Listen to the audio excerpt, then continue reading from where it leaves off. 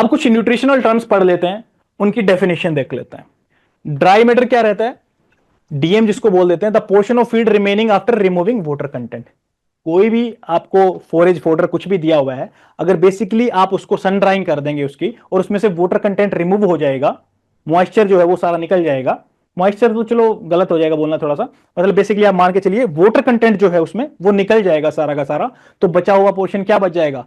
Dry matter बच जाएगा। इससे आसान क्या ही हो सकता है? जो मैटर था वो ड्राई कर दिया, मतलब वाटर कंटेंट निकाल दिया। अब बात कर लेते हैं क्रूड प्रोटीन की। Measure of protein content in feed calculated from nitrogen content. सबको पता है कि प्रोटीन कंटेंट नाइट्रोजन कंटेंट से कैसे निकाला जाता है? कौन से फैक्टर से मल्टीप्लाई करते हैं नाइट्रोजन को प्रोटीन निकालने के लिए? 6.25।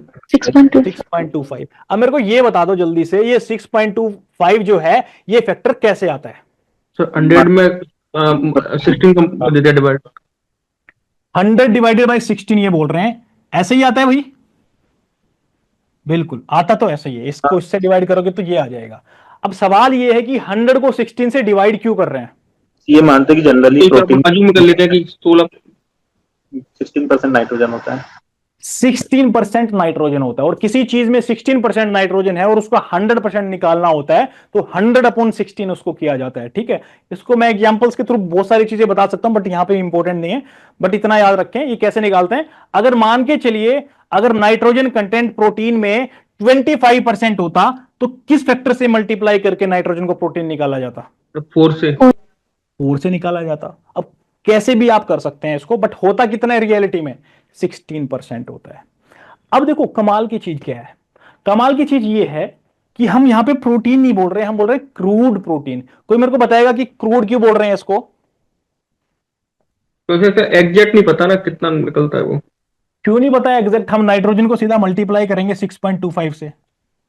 क्या एग्जैक्ट नहीं पता ये बताओ? एनपीएन भी तो आ सकता है क्रूड मतलब yes.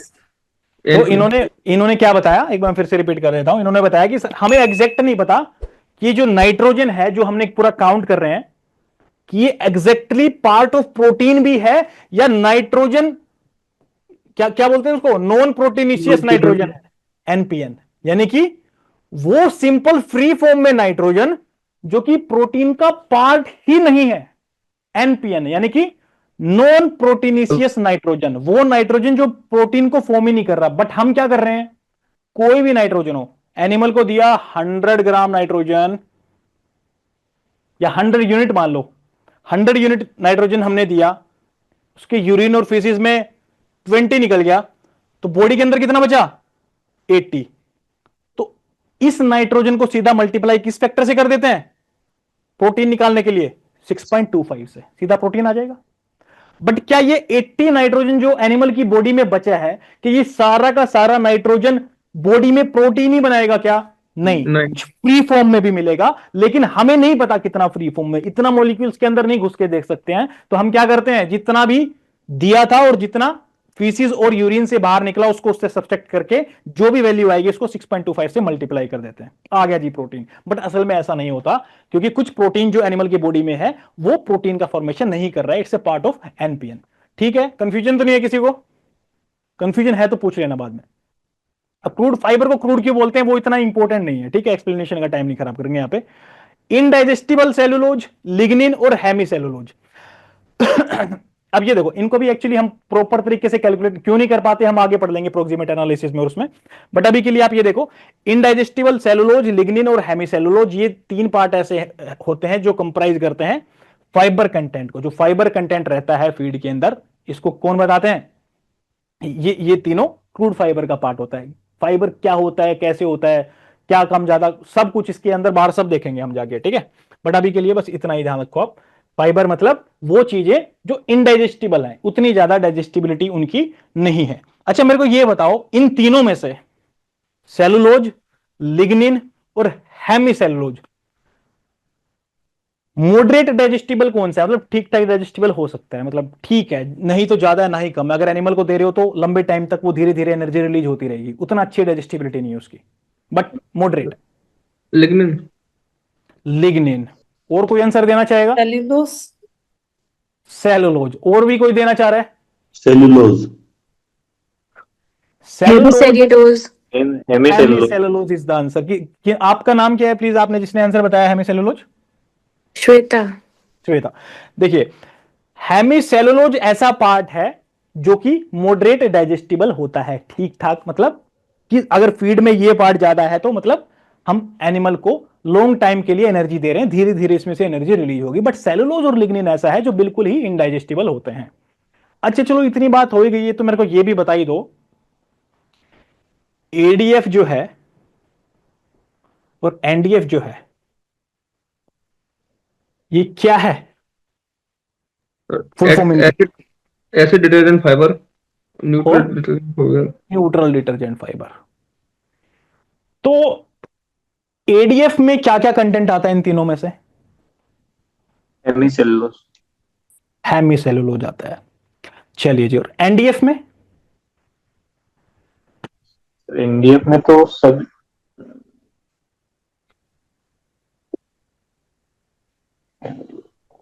अभी एनडीएफ में आता था हेमिसेलुलोज, सेलुलोज, लिग्निन, एनडीएफ के अंदर तीनों ही पार्ट आते हैं, तीनों आते हैं। सेलुलोज, हेमिसेलुलोज और लिग्निन। और इन तीनों में से ठीक ठाक सा थोड़ी डाइजेस्टिबिलिटी मॉडरेट किसकी है? हेमी की। हेमिसेलुलोज की।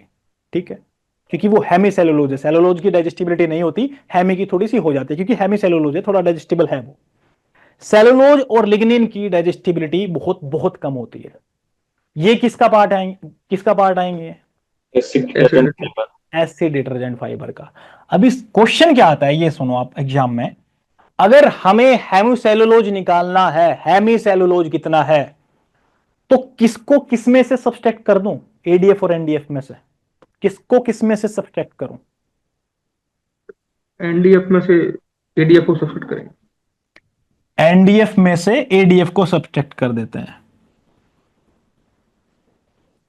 अब ये बताओ, चलो मैं एक थोड़ा ट्रिक बता देता हूं, किसी को याद नहीं हो रहा होगा तो सारे समझ में नहीं आ रहा। न्यूट्रल का मतलब क्या होता है?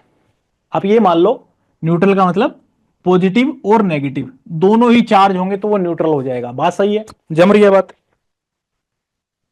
अगर कोई चीज एसिडिक है तो इसमें चार्ज एक ही रहेगा ना, या तो पॉजिटिव रहेगा, बेसिक है, नेगेटिव रहेगा, मतलब एक ही चार्ज रहेगा जो भी हो, क्योंकि नेचर बता दिया ना, ये एसिडिक है या ये बेसिक है। न्यूट्रल बोल दिया था मतलब पोलैरिटी है ही नहीं इसके अंदर। ठीक है, तो ये कॉन्सेप्ट मैं क्या बताना चाह रहा हूं इसमें आपको, न्यूट्रल में ज्यादा चीजें मिलेंगी या इसमें एसिडिक वाले में ज्यादा चीजें मिलेंगी?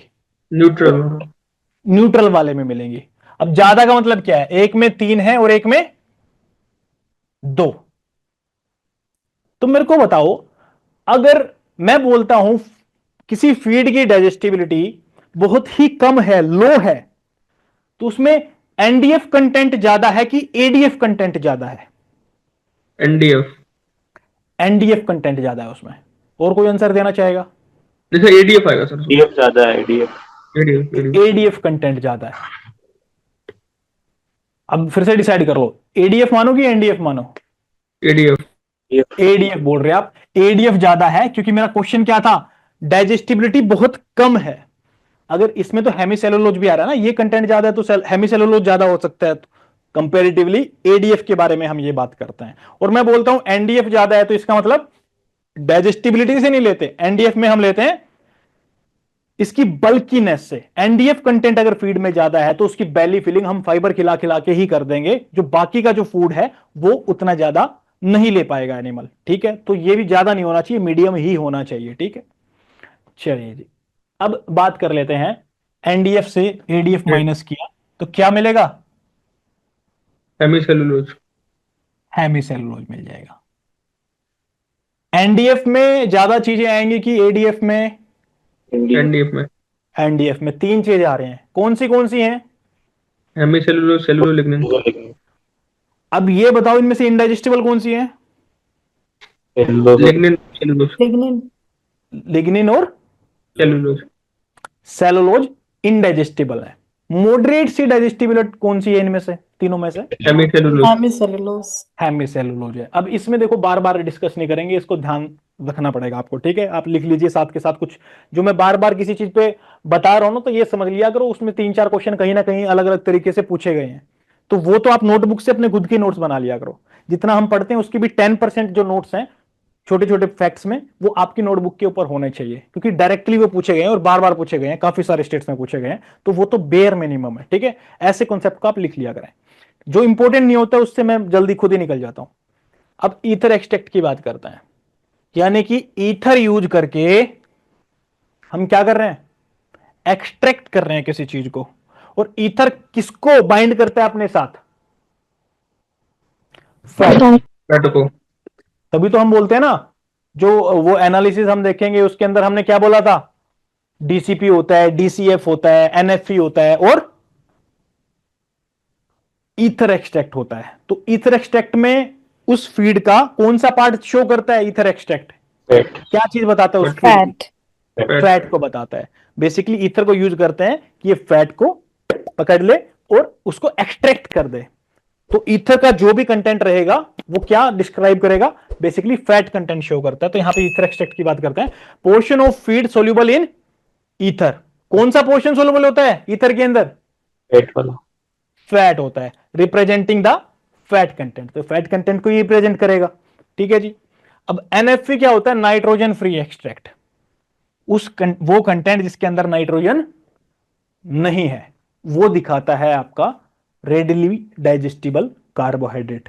वो कार्बोहाइड्रेट जो बहुत जल्दी डाइजेस्ट हो जाए, वो होता है आपका एनएफपी। अब मेरे को ये बता दो जल्दी से, कौन सा कार्बोहाइड्रेट का ऐसा पार्ट होता है जो जल्दी से डाइजेस्ट नहीं होता है, उसको क्या बोलते हैं हम। जो एनालिसिस हम पढ़ेंगे, मैंने बताया आपको, DCP, DCF, crude fibre. Gas content, water content. हाँ जी, क्रूड फाइबर। क्रूड फाइबर हम उसको बोल देते हैं। ठीक है, क्या बोलते हैं उसको हम, क्रूड फाइबर उसको बोल देते हैं। ये देखो यहां पे पढ़ा था। तो बेसिकली एक फीड के अंदर क्या क्या चीजें होती हैं, कार्बोहाइड्रेट होता है, फैट होता है, प्रोटीन होता है, विटामिन मिनरल्स होते हैं और वाटर होता है। यही 5 चीजें तो होती है ना। तो हमने क्या क्या पढ़ लिया, सबसे पहले तो फीड का वाटर निकाला, तो क्या बोलेंगे उसको, ड्राई मैटर। फिर हमने देखा प्रोटीन वाला पार्ट, क्रूड प्रोटीन, इसको क्या क्यों बोलते हैं क्रूड, वो भी बता दिया आपको। फिर हमने देखा उस फीड के अंदर क्रूड फाइबर होता है। ये क्या है भाई क्रूड फाइबर, हमने बोला कि 3 चीजें होती हैं फीड के अंदर, फैट, कार्बोहाइड्रेट, प्रोटीन। तो ये फाइबर किसका पार्ट है, फैट है क्या ये प्रोटीन है, इनडाइजेस्टिबल कार्बोहाइड्रेट। कार्बोहाइड्रेट है। Very good. तो ये क्या है, क्रूड फाइबर कार्बोहाइड्रेट ही है। और यहां पे ये ईथर एक्सट्रैक्ट क्या है, फैट। फैट ही है। बेसिकली फैट देखते हैं इससे हम। ठीक है। और नाइट्रोजन फ्री एक्सट्रैक्ट, ये कार्बोहाइड्रेट ही है, लेकिन कौन सा कार्बोहाइड्रेट, ये फाइबर वाला जो डाइजेस्ट नहीं होता, या वो जो बहुत जल्दी डाइजेस्ट हो जाता है, इजिली डाइजेस्टेबल। डाइजेस्टिबल वाला कार्बोहाइड्रेट है। ठीक है। तो हमने बेसिकली इतने सारे पॉइंट में ये चीजें देखी हैं। ड्राई मैटर सीधा पहले तो ये निकाला कि वाटर तो कुछ एनर्जी देता नहीं, उसको निकालो सर बाहर, पहले ड्राई कर दिया, उसको निकाल दिया। फिर हमने देखा कि इसके अंदर प्रोटीन कितना है। फिर हमने इसके अंदर देखा इतर एक्सट्रैक्ट से फैट कितना है। ये किसके लिए था, प्रोटीन के लिए। ये किसके लिए था, फैट के लिए। फिर कार्बोहाइड्रेट के लिए हमने 2 चीजें देखी, एक फाइबर देख लिया और दूसरा एनएफपी देख लिया। एनएफपी में क्या आता है, वो कार्बोहाइड्रेट जो डाइजेस्टिबल ज्यादा है, और फाइबर में वो कार्बोहाइड्रेट जो डाइजेस्टिबल ज्यादा नहीं है। और इस फाइबर वाले पार्ट में हमने कौन सी 2 चीजें देखी, cellulose, hemicellulose. ADF, NDF. NDF और एनडीएफ देखा हमने इस फाइबर वाले पार्ट में। उसमें एनडीएफ और एडीएफ में सबसे ज्यादा किस में आते हैं, मॉलिक्यूल्स पढ़े थे हमने, एडीएफ में, एनडीएफ, एनडीएफ, एनडीएफ है ना, एनडीएफ के अंदर आते हैं। और एडीएफ के अंदर 2 मॉलिक्यूल्स आते हैं। एनडीएफ माइनस एडीएफ करूंगा तो क्या आएगा, हेमिसेलुलोज। हेमिसेलुलोज। और एडीएफ माइनस एनडीएफ में क्या आएगा,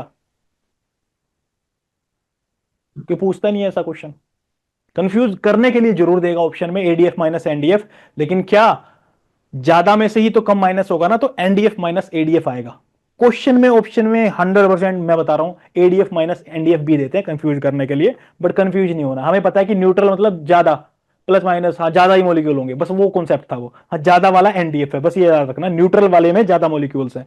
कौन सा मॉलिक्यूल ज्यादा है, वैसे एक ही तो ज्यादा है ना, क्या नाम है उसका, हेमिसेलुलोज। हेमिसेलुलोज ज्यादा है। ठीक है साहब। अब और क्या होता है, फीड के अंदर विटामिन मिनरल होते हैं। वो किस में आ जाता है, ऐश वाले पार्ट में आ जाता है। Inorganic residue after burning feed, जो फीड को बर्न कर देते तो कार्बोहाइड्रेट, प्रोटीन, फैट ये तो सब उड़ जाएगा, ऑर्गेनिक तो सारा जल के राख हो जाएगा। बट उस ऐश के अंदर जो बचा होगा वो क्या होगा, विटामिन और मिनरल्स यहां पे बचे होंगे, जो कि क्या है, वो इनऑर्गेनिक रेजिड्यू है। ठीक है, representing the total mineral content. क्या है, क्या दिखाएगा आपको, ये टोटल मिनरल कंटेंट दिखाएगा। कुछ लोगों को लग रहा होगा एक मिनट सर आपने तो विटामिन भी बोला था, वो तो नहीं आ रहा। अरे विटामिन तो सन से भी खराब हो जाते हैं। विटामिन ए आपने पता होगा, अगर ज्यादा सन में रख दे तो प्लांट्स के अंदर वो भी डिस्ट्रॉय होता है, बहुत सारे विटामिन खराब हो जाते हैं। तो जलाने के बाद कहां ही बचेंगे, जलाने के बाद क्या बचेगा, मिनरल्स बचेंगे। ठीक है, एडीएफ क्या है मैं आपको बता चुका हूं, major cellulose and lignin indicating the less digestible portion of the feed. Higher ADF का मतलब क्या होगा, एसिड डिटर्जेंट फाइबर है तो लोअर डाइजेस्टिबिलिटी, क्योंकि सेलुलोज और लिग्निन डाइजेस्ट नहीं होते हैं, इनडाइजेस्टिबल है। और एनडीएफ में क्या है, it major hemicellulose extra, इसमें रेड मैंने कर दिया है इंटेंशनली ताकि पता लग जाए आपको कि ये दोनों चीजें तो इसमें भी है, सेलुलोज और लिग्निन, बट एक्स्ट्रा क्या है, हेमी सेलुलोज। और एनडीएफ में से एडीएफ को माइनस करोगे तो will get the hemicellulose, वो नीचे वाला पॉइंट। चलिए जी।